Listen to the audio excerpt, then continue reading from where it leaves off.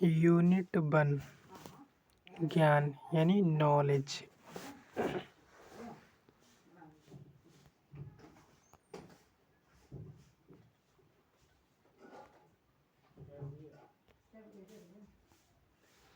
विस्तृत उत्तरीय प्रश्न। प्रश्न नंबर 1।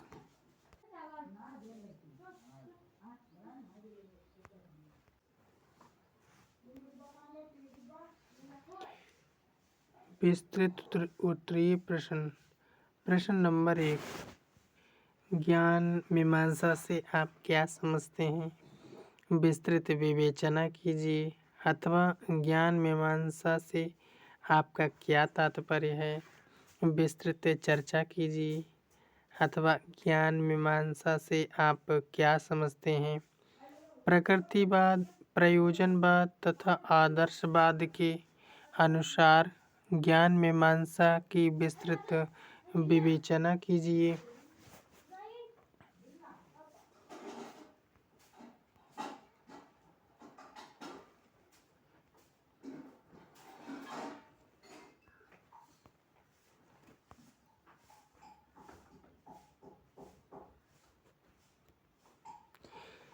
उत्तर में देखते हैं जी 2019 में आया है, इम्पोर्टेंट है।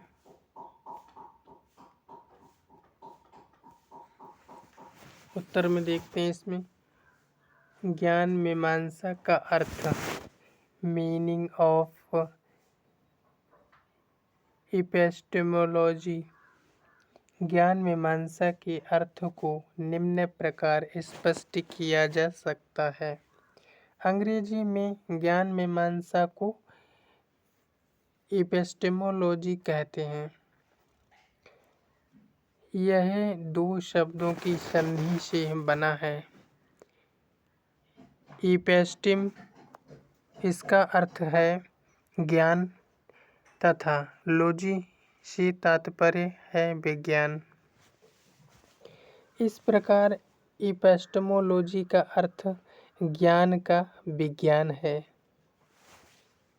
इसमें बताया गया है कि जो ज्ञान मीमांसा होती है उसे अंग्रेजी में एपिस्टेमोलॉजी कहते हैं और इसको हम दो शब्दों में मतलब दो शब्दों से मिलकर बना हुआ है। ये पहला है एपिस्टेम और जिसका अर्थ क्या होता है ज्ञान। लॉजी से लॉजी का अर्थ होता है विज्ञान। यानी इस प्रकार जो हम इसका निर्माण होता है एपिस्टेमोलॉजी का पूरा अर्थ क्या है?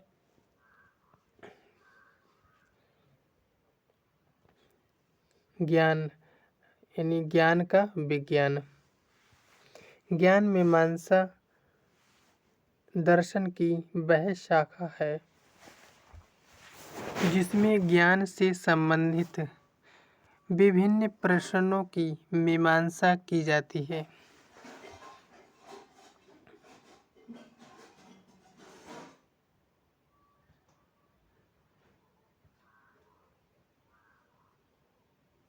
इन प्रश्नों में सर्वाधिक प्रमुख प्रश्न ज्ञाता ज्ञेय के मध्य संबंध का है। इसके अतिरिक्त ज्ञान के स्रोत, ज्ञान की अंतर वस्तु तथा वास्तविक बाह्य वस्तु के मध्य समानता अथवा अंतर आदि अनेक अन्य प्रश्न हैं। इस प्रकार ज्ञान मीमांसा की विषय वस्तु ज्ञान की प्रक्रिया, विधियाँ, आलम्बन, उसके लक्षण, परिस्थितियाँ, प्रामाणिकता, अशुद्धियाँ आदि इन समस्याओं का विवेचन ही ज्ञान मीमांसा है। दर्शन शास्त्र में कुछ समस्याओं का ज्ञान प्राप्त करने का प्रयास किया जाता है। इस संदर्भ में यह ज्ञात करना आवश्यक हो जाता है कि ज्ञान क्या है, ज्ञान की उत्पत्ति किस प्रकार होती है, ज्ञान का स्वरूप क्या है, ज्ञान का विकास किस प्रकार होता है। इन सभी प्रश्नों के उत्तरों का अध्ययन ज्ञान मीमांसा में किया जाता है।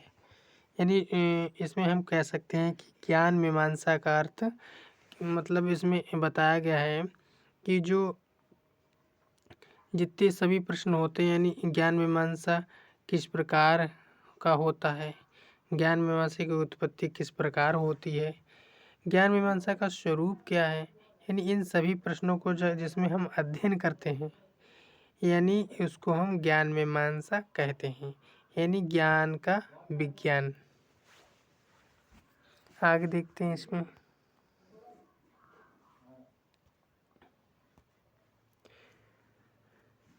पहला पॉइंट, ज्ञान मीमांसा इपेस्टेमोलॉजी में ज्ञान से संबंधित निम्नलिखित प्रश्नों की मीमांसा की जाती है।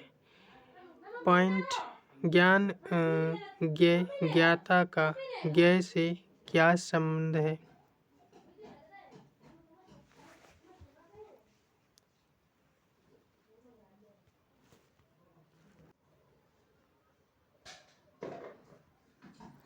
दूसरे पॉइंट में हम देखते हैं इसमें अंतर वस्तु बाह्य वस्तु, क्या ज्ञान की अंतर वस्तु वास्तविक बाह्य वस्तु के अनुरूप होती है।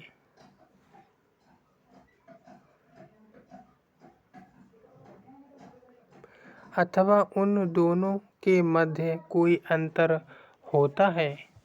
तीसरा इसमें पॉइंट, ज्ञान की पर्दा यानी पदार्थता यानी यह किस प्रकार ज्ञात किया जा सकता है कि हमारा ज्ञान वस्तु का यथार्थ ज्ञान है। ज्ञान की सीमाएं एवं स्रोत, ज्ञान के स्रोत तथा ज्ञान की सीमाएं क्या हैं। ज्ञान की प्राप्ति क्या है, क्या ज्ञाता को ज्ञान प्राप्त हो जाता है। ज्ञान किसका किसका ज्ञान प्राप्त किया जाता है। ज्ञान की वस्तु, यदि ज्ञान वस्तु का होता तो वह वस्तु क्या है। वस्तु का अस्तित्व, क्या ज्ञान के अभाव में वस्तु का अस्तित्व संभव है। ज्ञाता का अस्तित्व, क्या वस्तु का अस्तित्व ज्ञाता के अस्तित्व पर निर्भर करता है। ज्ञान के भेद, सत्य और असत्य ज्ञान क्या होता है, क्या ज्ञान असत्य भी होता है। ज्ञान की प्रक्रिया, ज्ञान की प्रक्रिया क्या है, क्या उसमें पहले से ही उपस्थित किसी वस्तु को ज्ञात किया जाता है अथवा कोई नवीन वस्तु को ज्ञात किया जाता है।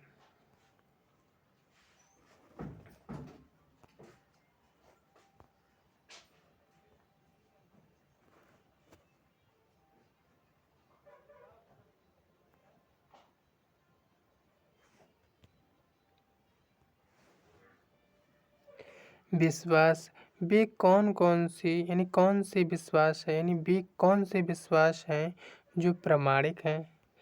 विस्मृति, ज्ञान के विस्मृत हो जाने की स्थिति क्या है। प्रामाणिकता, कुछ विश्वासों को अन्य विश्वासों से अधिक प्रामाणिक क्यों माना जाता है। निश्चितता, क्या वास्तव में कोई निश्चित ज्ञान होता है या ज्ञान को निश्चित मान लेना हमारी अनुभूति और आस्था पर निर्भर है। भिन्नता, ज्ञान की अनेक विधियों, संवेदना, प्रत्यक्ष, अनुभूति, विचार आदि में क्या भिन्नता है। ज्ञान से संबंध, ज्ञान विज्ञान से किस प्रकार संबंधित है। ज्ञान मीमांसा का क्षेत्र, इस प्रकार ज्ञान मीमांसा की विषय वस्तु में यानी विषय सामग्री में ज्ञान की प्रक्रिया, विधियां, आलम्बन, उसके लक्षण, परिस्थितियां, प्रामाणिकता, अशुद्धियां आदि सम्मिलित हैं।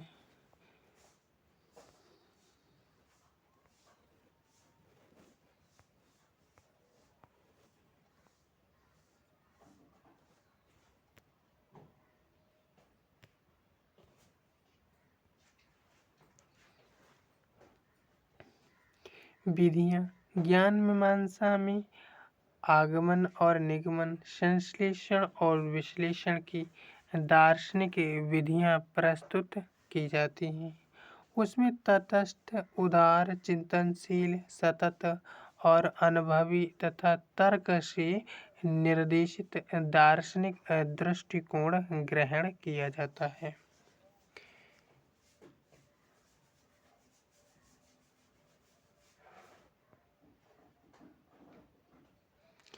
वस्तु का ज्ञान। ज्ञान मीमांसा की विभिन्न समस्याओं के निष्कर्ष भिन्न भिन्न यानी अलग अलग मीमांसकों के मतों के अनुसार भिन्न भिन्न यानी अलग अलग होते हैं।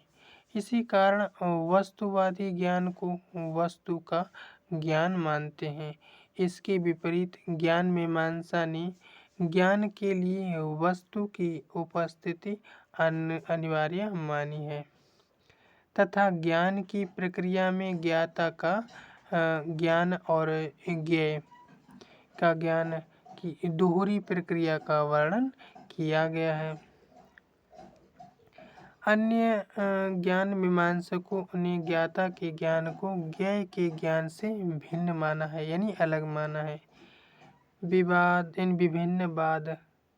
ज्ञान मीमांसा की समस्याओं को लेकर वस्तुवादी, प्रत्ययवादी, अनुभववादी, संभावना को लेकर संशयवादी, संदेहवादी तथा रहस्यवादी आदि वाद विवाद उपर्युक्त हैं। इन सब वादों अथवा मतांतरों से ज्ञान के विभिन्न पक्षों पर प्रकाश पड़ता है। उपरोक्त अध्ययन से स्पष्ट हो जाता है कि विभिन्न ज्ञान मीमांसा ने अन्य ज्ञान के मतों का खंडन किया है तथा अपने विचारों की स्थापना की है।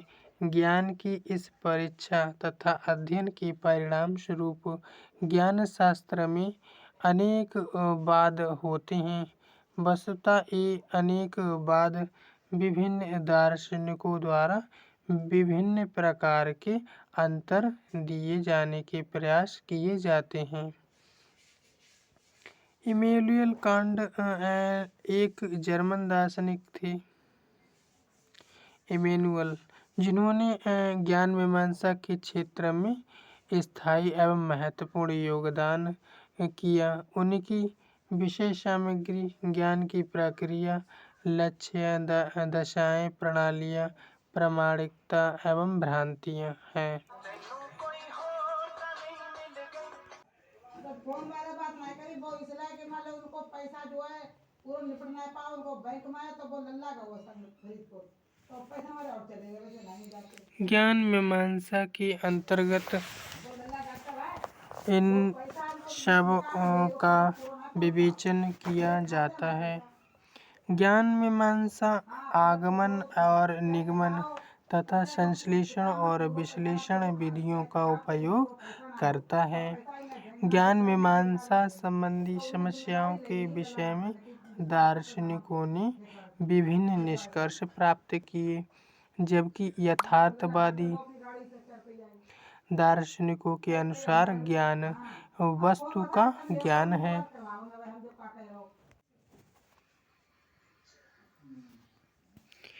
आदर्शवाद दार्शनिक उसी प्रत्यय का ज्ञान मानते हैं,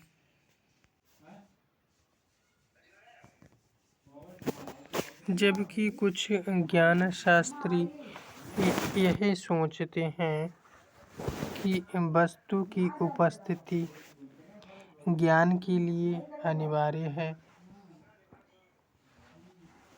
इसीलिए प्रत्येक ज्ञान ज्ञाता और ज्ञेय दोनों का ज्ञान है।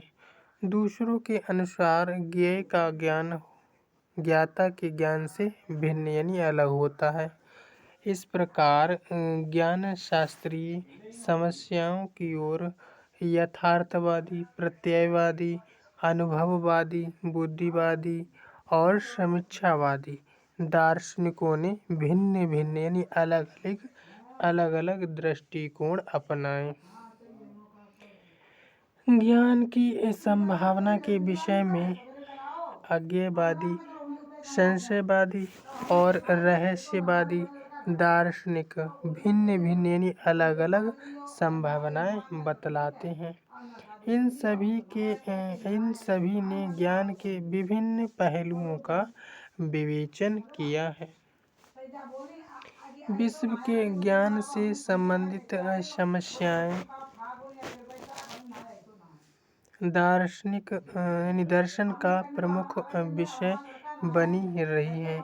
इसीलिए ज्ञान संबंधी विवेचन भी ज्ञान मीमांसा का एक प्रमुख अंग है।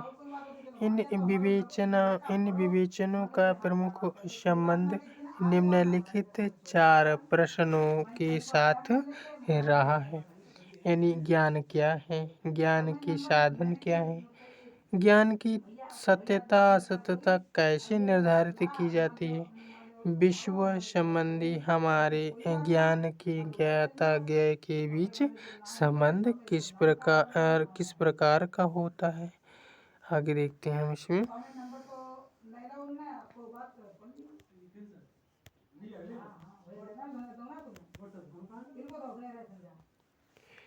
प्रकृतिवाद की ज्ञान मीमांसा एपिस्टेमोलॉजी ऑफ नेचुरलिज्म। प्रकृतिवाद के अनुसार प्रकृति ही सब कुछ है। प्रकृति के अतिरिक्त अन्य कोई सत्ता नहीं है। यानी सत्ता मीन्स शक्ति नहीं है। प्रकृति से परे मीन्स यानी ऊपर अथवा इसके पश्चात यानी बाद और कुछ नहीं है। प्रत्येक वस्तु प्रकृति से आती है और उसमें ही मिल जाती है। वास्तविक सत्ता यानी शक्ति भौतिक है, आध्यात्मिक नहीं। पदार्थ अथवा भौतिक जगत में यानी जगत ही सब कुछ है। भौतिक जगत जो दिखाई दे रहा है वो सब कुछ है। मानव भौतिक सुख चाहता है। वह कभी प्रकृति को अपने अनुकूल बनाकर अथवा स्वयं को प्रकृति के अनुकूल बनाकर भौतिक सुख प्राप्त करता है। प्रकृतिवाद आत्मा, धर्म और ईश्वर में विश्वास नहीं करता और आध्यात्मिकता को कोई स्थान नहीं देता। प्रकृतिवाद प्रकृति के ज्ञान को वास्तविक ज्ञान मानता है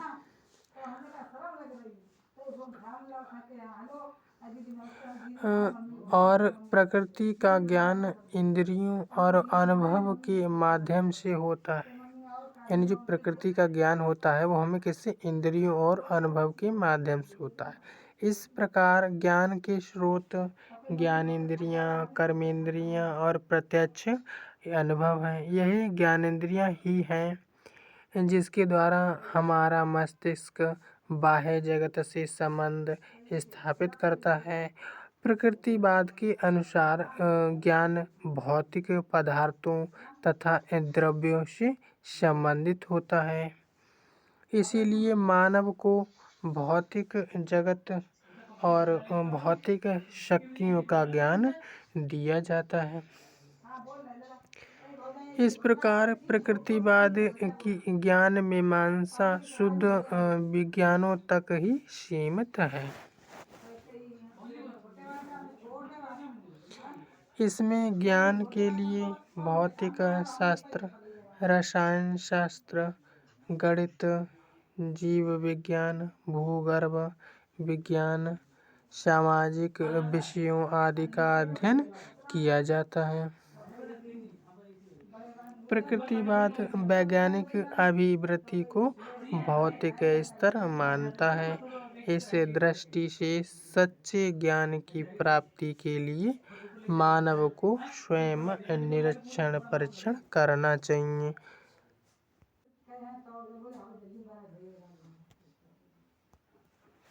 प्रयोजनवाद की ज्ञान मीमांसा। प्रयोजनवाद के अनुसार अनुभव ज्ञान के स्रोत हैं।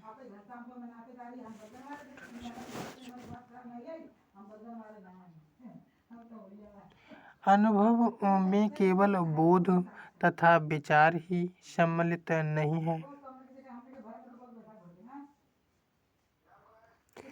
अपितु वह सब सम्मिलित है जिसे हम महसूस कर सकते हैं तथा जिसका कुछ व्यवहारिक प्रभाव होता है। प्रयोजनवाद में ज्ञान के लिए कोई सिद्धांत नहीं है। ज्ञान अभ्यास तथा अनुभव से प्राप्त होता है। ज्ञान किससे? हमें अभ्यास और अनुभव से प्राप्त होता है। इसमें अनुभवजन्य यानी अनुभवपूर्ण जो बातें होती हैं, यानी अनुभवजन्य ज्ञान को ही विशेष महत्व दिया जाता है। ज्ञान के अनुसार प्रयोजनवाद के अनुसार प्रयोजनवाद के अनुसार ज्ञान परिवर्तन तथा नवीनता को स्वीकारता है। प्रयोजनवाद जो किसी ज्ञान परिवर्तन एवं नवीनता को स्वीकारता है, वहीं ज्ञान विशेष रूप से उपयोगी है जो बोध में वृद्धि करता है, परीक्षण की व्याख्या करता है और व्यवहारिक क्रियाओं में सहायता करता है। प्रयोजनवादी ज्ञान को साध्य नहीं अपितु मनुष्य जीवन को सुखमय बनाने का साधन मानते हैं। प्रयोजनवाद क्या बताता है कि प्रयोजन ज्ञान को साध्य नहीं अपितु जो मनुष्य जीवन को सुखमय बनाने का साधन मानते हैं। वे ज्ञानेंद्रियों और कर्मेंद्रियों को ज्ञान का आधार, मस्तिष्क तथा बुद्धि को ज्ञान का नियंत्रक और क्रियाओं को ज्ञान प्राप्त करने का माध्यम मानते हैं। आगे देखते हैं इसमें हम।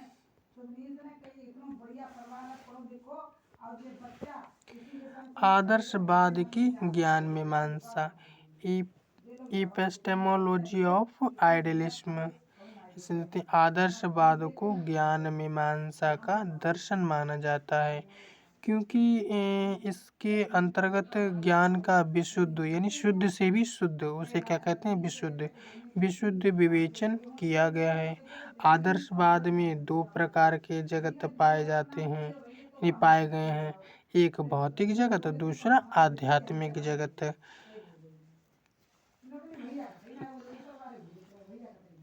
भौतिक जगत में यानी जो चीज़ हमें दिखाई देती हैं वो भौतिक जगत में आती हैं।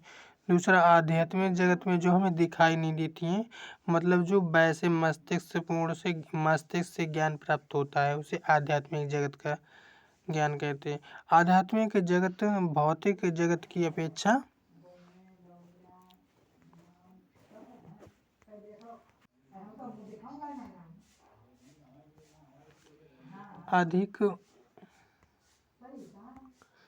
अधिक उन्नत एवं सत्य है। भौतिक जगत नश्वर है और परिवर्तनशील है। ये बात तो सही है कि भौतिक जगत परिवर्तनशील भी है और नश्वर भी है, यानी बदलता रहता है, जबकि आध्यात्मिक जगत पूर्ण है, अनश्वर है, यानी काल्पनिक होता है एक प्रकार का आध्यात्मिक जगत। परिवर्तन यानी जो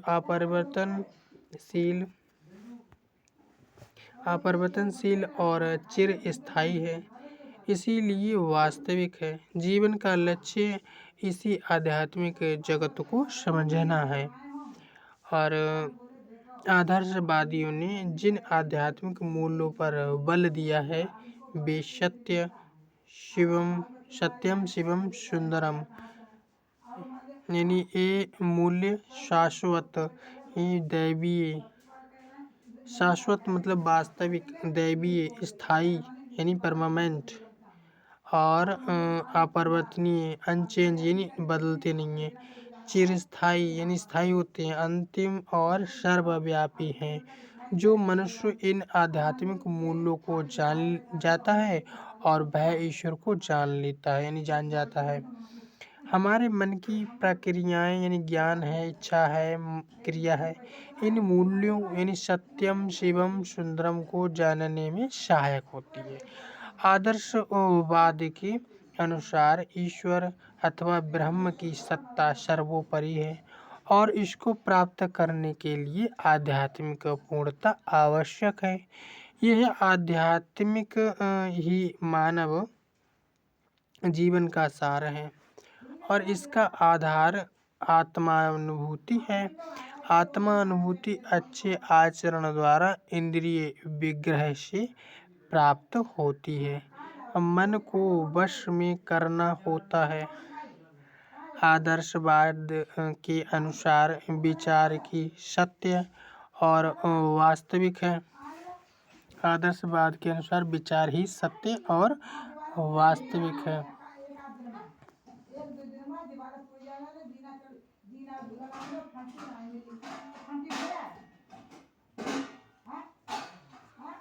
आदर्शवाद के अनुसार इंद्रियांगों के द्वारा प्राप्त किया गया ज्ञान अनिश्चित यानी निश्चित नहीं तथा अपूर्ण यानी पूर्ण नहीं होता। और क्योंकि इंद्रियों के द्वारा हम जो भी ज्ञान प्राप्त करते हैं वह सब परिवर्तनशील और यथादर्श असत्य होता है। भौतिक जगत का ज्ञान इंद्रियों के द्वारा ही प्राप्त होता है, इसीलिए यह सत्य नहीं होता। भौतिक यानी बौद्धिक ज्ञान अथवा चिंतन जन्य ज्ञान ही सत्य होता है, क्योंकि यह ज्ञान हमें विचारों के रूप में प्राप्त होता है और विचार अपने में अपरिवर्तनशील और यथादर्श असत्य होते हैं। इस ज्ञान का मुख्य स्रोत निगमन चिंतन तथा समीक्षा है। प्लेटो ने इस चिंतनजन्य ज्ञान का आधार विवेक को माना है, यानी विवेक मीन्स बुद्धि को माना है।